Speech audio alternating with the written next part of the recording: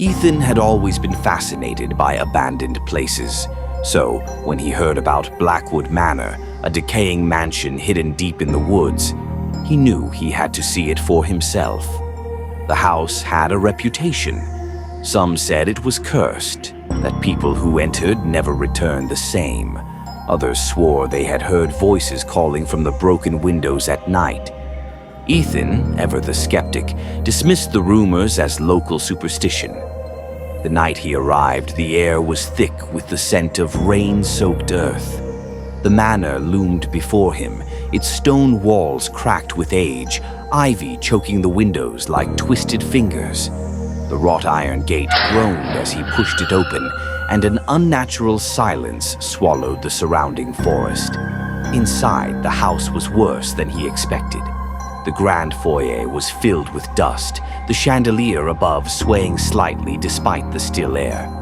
Portraits lined the walls, their painted eyes watching him with unsettling intensity. He stepped forward, his footsteps echoing in the empty halls. The deeper he went, the more the house seemed to breathe around him. Doors creaked without being touched. A whisper, faint and broken, slithered through the darkness.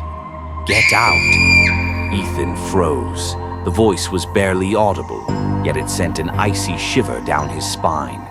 He turned, shining his flashlight into the gloom. Nothing, just an empty hallway stretching into the unknown. Then he saw it.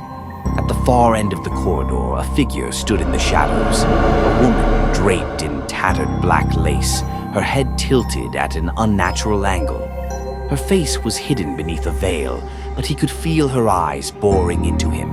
His breath hitched as she slowly raised an arm, pointing straight at him. The lights flickered violently.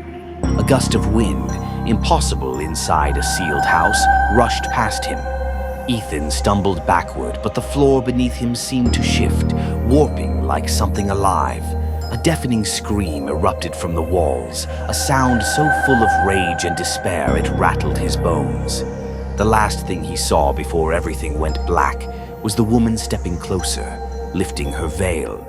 He woke up outside the house, the sun rising in the distance. His head throbbed, his clothes were soaked with sweat, and the taste of dirt clung to his mouth. He didn't remember leaving. He didn't remember running. But as he staggered to his feet, he saw something that made his blood run cold. His flashlight was still inside, and from the shattered window above, a veiled figure watched him leave.